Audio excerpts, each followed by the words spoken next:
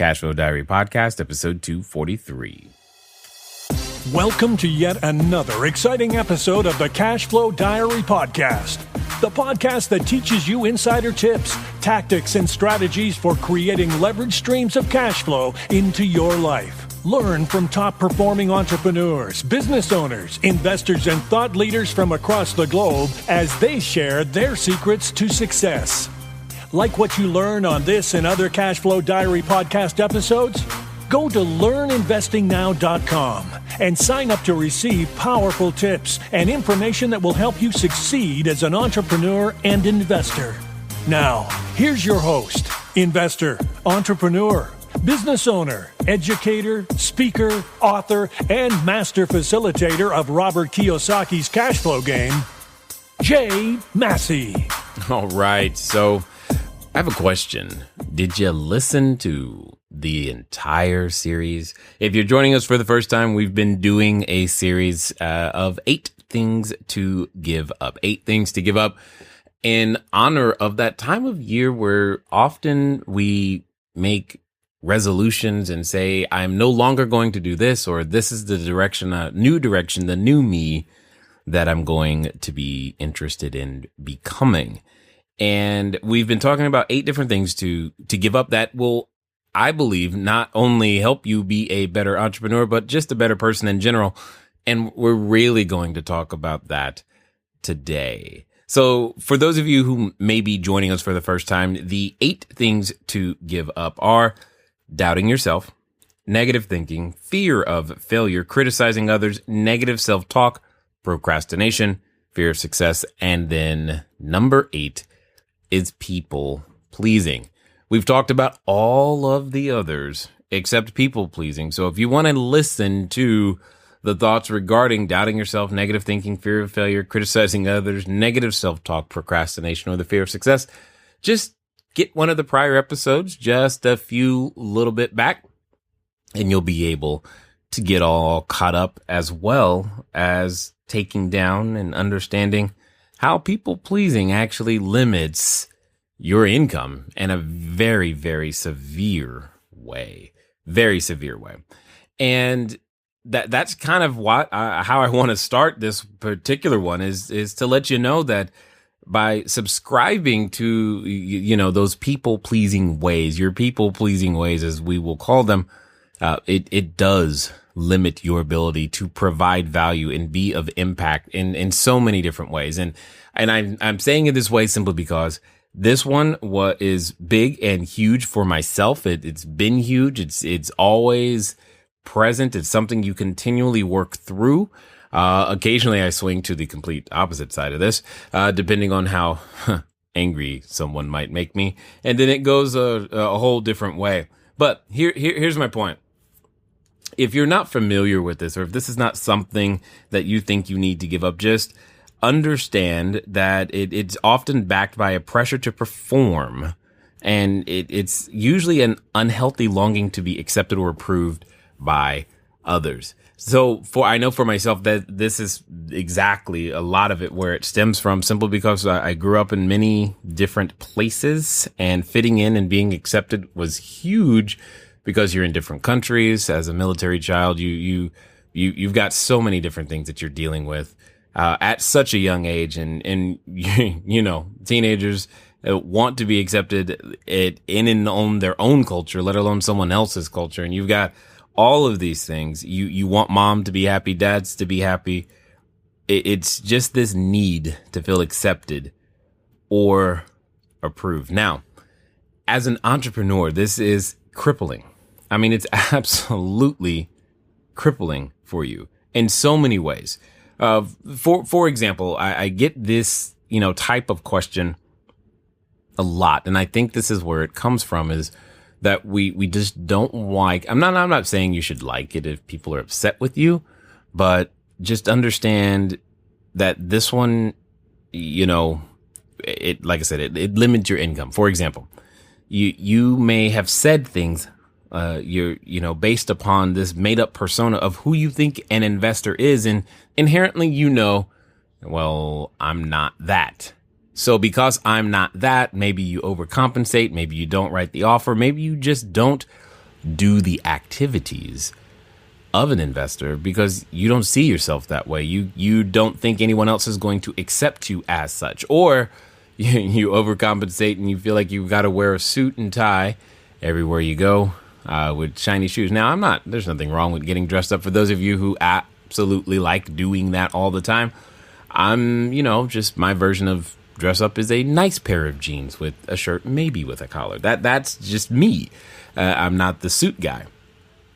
And you feel like you have to possibly, overdress some part in order to fit in to this particular crowd. You feel like you're not smart enough, or you have these things that you're like, I don't know how to, I don't speak that language. And again, but to be accepted or approved, and at times we might, stay silent. We might not do the things that we need to do. The challenge is that it's going to lead to bad deals.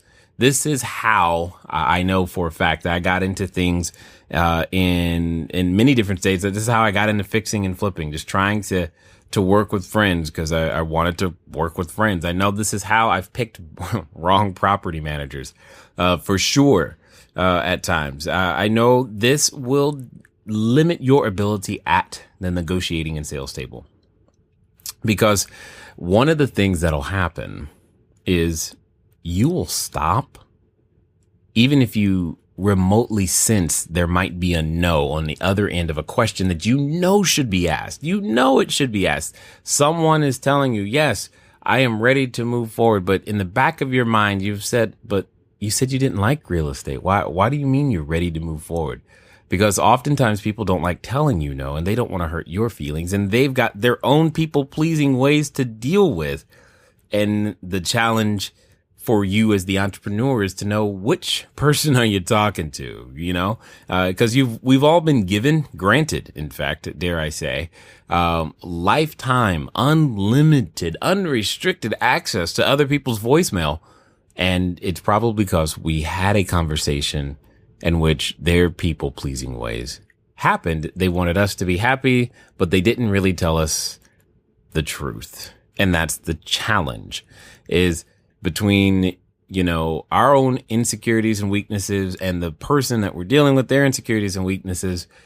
It's like, how on earth are you ever going to get a deal done? Well, it only happens when somebody knows and or recognizes and is willing to accept responsibility for understanding that both of you can't be in this people-pleasing way.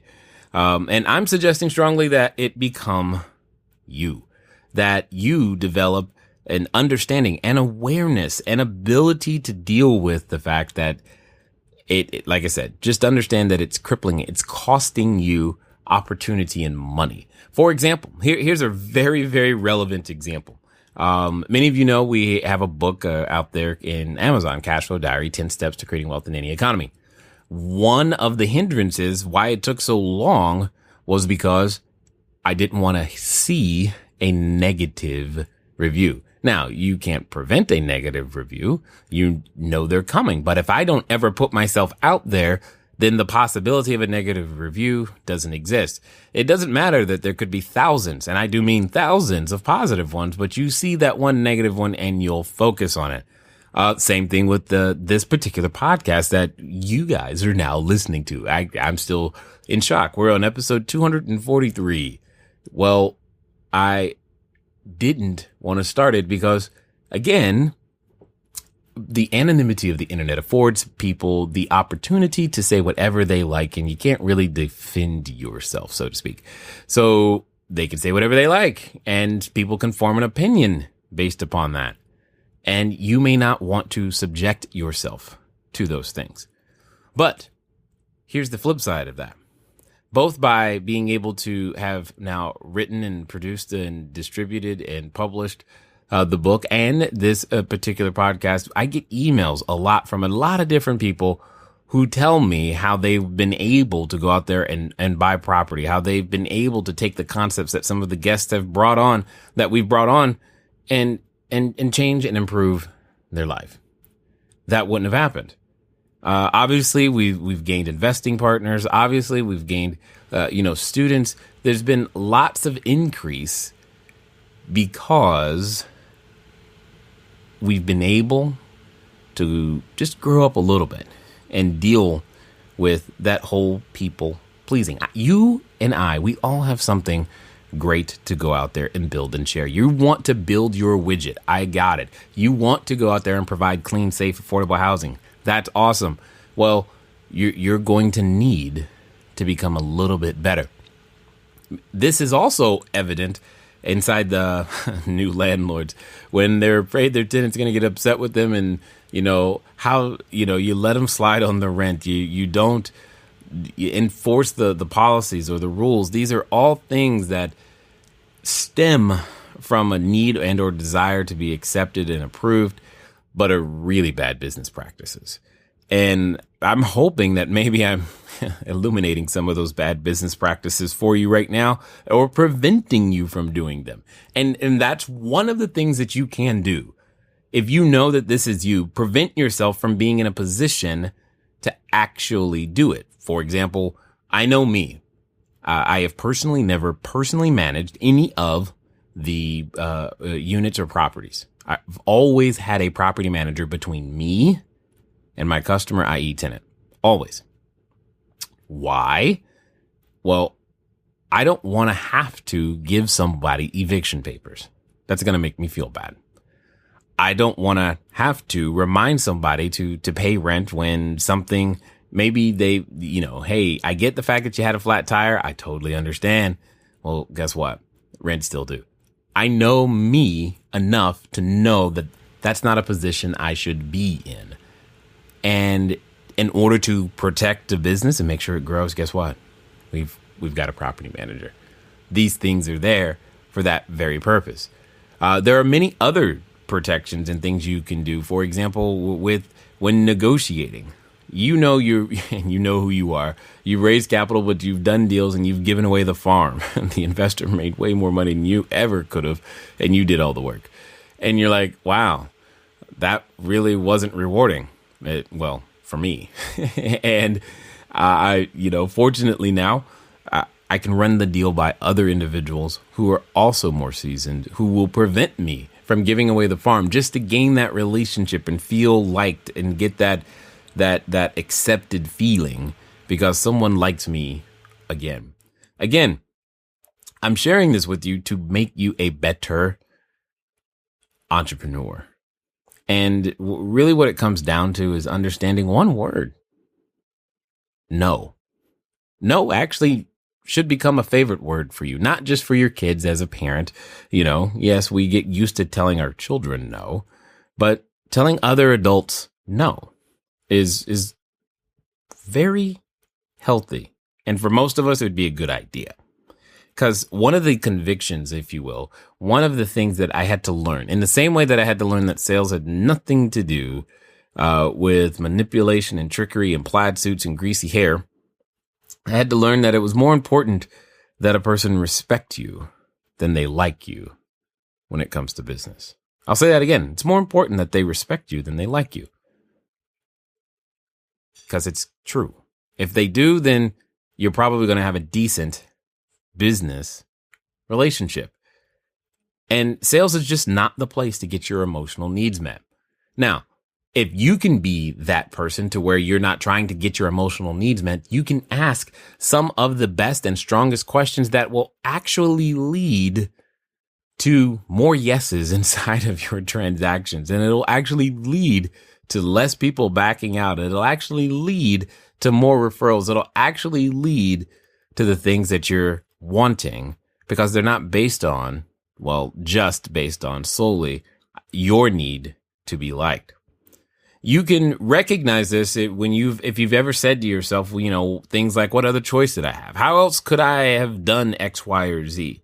Well, you always have a choice. Your choices are never removed. In fact, they're quite plentiful in and of themselves. There's always the choice, and no isn't perfectly okay choice. One of the best things you can do is to get your own opinion first, then confirm what you suspect. as opposed to making your opinion be whatever the person next to you says is okay. Learning to define those boundaries, this far, no further, is an exercise for sure. And it's okay to have them. And you've got to have them in many different ways. This is where the fundamental concept of understanding your own investor identity is so important, because it becomes this boundary line. These are the types of deals that I do. So which makes it really easy when someone presents you with something you don't do. You don't have to feel bad or guilty like, oh man, let's do a deal, when you know it's not something you want or something that you're even excited about.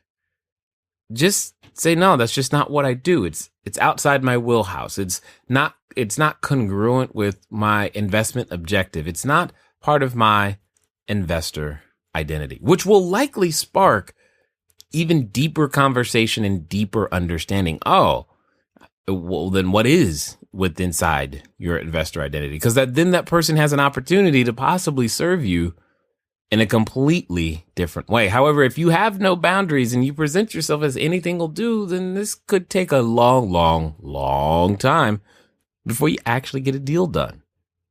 This could be freeing some of you right now. One of the best things you can do, like when that uneasy feeling comes up, is just be quiet. Don't feel the need to fill in that silence. Welcome the uneasy. And if you get good at that, what will actually end up happening is that the other person will start to fill in that silence anyway. And the uneasy, well, it'll actually go away. Another thing that will assist you in letting go of this debilitating habit is just understanding that some relationships are meant to end. Not all of them are worth holding on to. Sometimes they're beneficial, but only for a time. And please hear me clearly.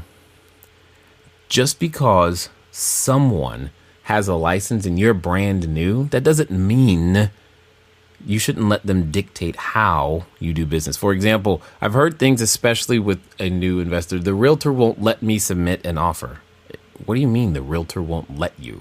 How does that? I don't even understand that language. How I couldn't submit my offer because they said I needed X, Y, or Z. I couldn't because and this one's always famous because it comes up all the time. I can't write an offer like that. That's too low. They'll be mad at me. Okay, maybe. But do you see how these things limit your opportunity? You haven't given them an opportunity to say yes. Yes, it might be low, but you don't really know.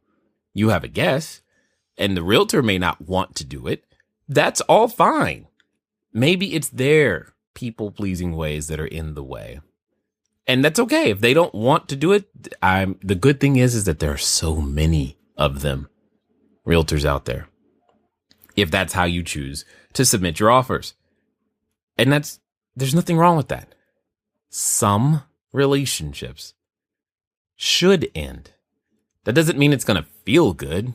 It just means some relationships should end. Now, not everyone will like you. In fact, here's something that I've gained insight into is you can learn a lot from those that actually don't. And over time, they can become your greatest source of improvement. We recently did a survey of many of our members, and I was just asking them, would you refer us? Why would you? Why wouldn't you tell us? And, there was a ton of positives and it was great. And for those of you that completed that survey, I thank you for your kind words. They meant a lot. It was good because it was scary to send it out. I promise you. But there were some people who were not 100% satisfied, with certain pieces, like letting us know that our phone tree and our phone system doesn't work quite as well as we had hoped. Letting us know that occasionally some of our support tickets take a little bit too long, and we were like, okay, cool. But now we can go fix that. Letting us know that, hey, Jay, we love all the information that you provide us. We could go out there and do it ourselves. But you know what would help us a lot is if you helped us actually by providing access to some properties or deals. I was like, oh, okay. This is the feedback I'm getting from the people who don't like. And I'm like, they're revealing opportunities, showing areas of places where we can improve. So while it doesn't make it feel better, if you take it in the right context as an opportunity to where you can become better, you actually end up walking away winning. You can learn a lot from those individuals. Here's one of my best tools, and I've said it before. I've said it a lot during this series, and so it'll probably come as no surprise. And it fills so many of our own emotional needs when we need them. And it works very well here too. This is where it's the success journal or the physical cash flow diary that you make for those of you who have gone through the Cashflow Foundations course. So the success journal is simply answer this question every day. Just answer this one question. 5 reasons I am successful today are. If you just begin to answer that question every day, over time you have this collection of things that are your words in your handwriting or your typing, depending on how you like to input information. Either way it goes, you said it about you and why you're successful that day. And it could be anything from, I remembered to take out the trash without my wife asking, and all the wives said, yay! Or it could be, I hugged my kids. Or it could be, I finally wrote that offer. Whatever it is, 5 things every day. Especially on the days you feel great. Because then on the days you feel less than your 100% self, and you still know that you've got to go out there and perform and produce, instead of trying to get that emotional need met by the counterparty on the other side of the negotiating table, the seller who's trying to get their house sold, or the person or investor you're looking to hope to contribute to your deal, you can go in as a whole, more complete individual, able to objectively handle the situation that's coming and being presented to you, and possibly asks some deeper questions that lead to a better deal, better relationship, and a better solution to everyone's problem. Here's the deal. We've gone over 8 different things to give up. I've done the best I can to give you lots of tools and techniques to be able to make this year significantly better than any year you've ever had. It's been fun talking to you today. I look forward to talking to you soon. Until next time.